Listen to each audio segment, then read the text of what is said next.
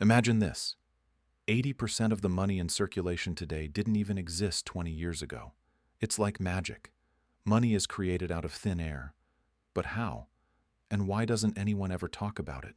We all know that money makes the world go round, but most of us have no idea how it actually works. We're taught about the basics: spending, saving, investing, maybe a little on inflation. But there's a hidden history behind money, one that's often left out of the classroom, a history that directly impacts your life, every day, whether you realize it or not. So why does it matter? Because money isn't just paper or numbers on a screen. It's the foundation of our economy.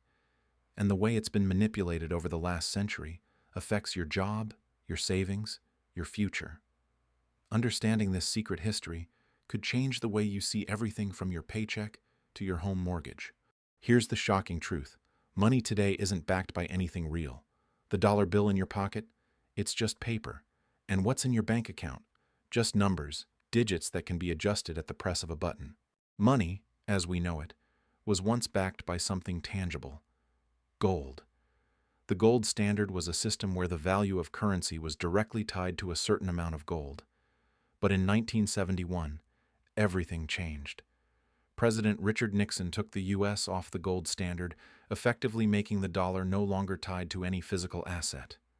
This was a monumental shift, and few people truly understood its long-term consequences.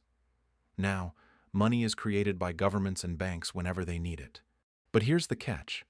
We still treat it as if it's real, as if it has intrinsic value. It's all based on trust. If people lose confidence in the system, if they stop believing that their paper money is worth anything, that's when the real problems begin. When governments can print money at will, they create a dangerous game. Imagine a balloon slowly inflating. More and more air is pumped in, and it grows bigger. But sooner or later, the balloon will pop. This is what happens when too much money is printed. Inflation.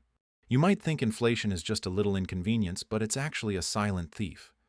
Over time, it erodes the purchasing power of your savings. Let's say you saved $1,000 last year. By the time you go to spend it this year, it might only have the purchasing power of $950, or even less. This means you can't buy as much, even though you have the same amount of money in your account. The real value of your savings shrinks, and you're left with less than you thought you had. Inflation isn't just something that happens slowly either. It can be triggered by crises, like wars, pandemics, or financial crashes, when governments print money to keep things afloat. For example, during the 2008 financial crisis, the U.S. government injected trillions of dollars into the economy to bail out banks and businesses. But what did that really do? It led to a massive increase in national debt, while the value of the dollar declined. But there's more. What happens when the government borrows money? That's debt. And not just any debt, but trillions of dollars in debt that gets passed on to you, the taxpayer. The U.S. national debt, for example, has reached over $30 trillion. That's about $90,000 per person in the country. That means every single person is, in a sense, on the hook for paying this money back someday, whether through higher taxes, inflation, or a future crash. But here's the real kicker. Most of this debt isn't paid off. Instead, it's refinanced. Governments borrow money, pay the interest, and borrow more to cover the previous debt. This constant cycle creates a huge financial burden for future generations.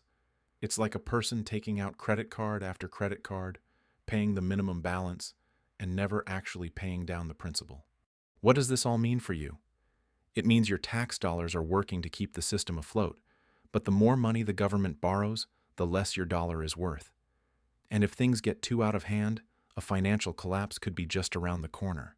It's like building a house of cards. Eventually, the whole thing comes crashing down. So where did it all start? To understand the present, we need to look back. Money has been around for thousands of years, but it didn't always look like it does today. The first true form of money was precious metals, gold and silver, used by ancient civilizations like the Sumerians. These metals were valuable, and they were easy to trade. But as societies grew, so did the need for more efficient systems of exchange. Enter paper money. In China, around the 7th century, the first paper notes were issued by the government as a form of currency. It seemed like a genius idea, lightweight, easy to carry, and scalable.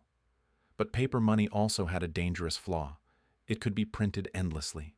Fast forward to the 20th century, and the world was fully integrated into a system of fiat money. In other words, money whose value is not based on any physical commodity, but rather the faith people have in the government that issues it. The problem is that when governments lose control over this system, the consequences can be catastrophic. Take Germany after World War I, for example. The country printed so much money to pay for war reparations that inflation skyrocketed. People were using wheelbarrows full of cash just to buy a loaf of bread. This was hyperinflation in its most extreme form, and it destroyed the savings of an entire nation. So who holds the real power in this system? The answer is central banks. These institutions, like the Federal Reserve in the US, are the ones responsible for controlling the money supply. They decide how much money gets printed and how much interest gets charged on loans. Essentially, they control the pulse of the economy. The problem with central banks is that their actions often benefit the wealthiest in society. When central banks lower interest rates, it makes borrowing cheaper. But who has the most access to credit? The rich. They can take out loans to buy assets like real estate and stocks, which increases their wealth. Meanwhile, for most people, wages stagnate and debt piles up. This creates a growing divide between the haves and the have-nots. It's not just a financial issue, it's a societal one.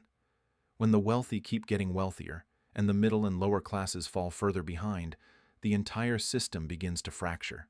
It leads to instability, resentment, and a loss of faith in the economic system itself. So, where does this leave us? Are we heading toward another crash like 2008?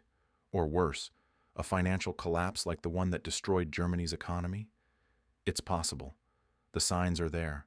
The growing debt, the ballooning money supply, the rising inequality, it's all building up. But here's the question you should be asking. Can this system last forever? If governments keep printing money and central banks keep pushing interest rates to the floor, is there an end in sight? The truth is, we don't know. But one thing is clear. Understanding the secret history of money is the first step toward understanding where it could all go. And if you understand the game, you might just be able to play it a little smarter. So, what will you do?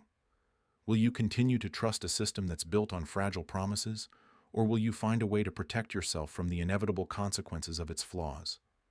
The choice is yours.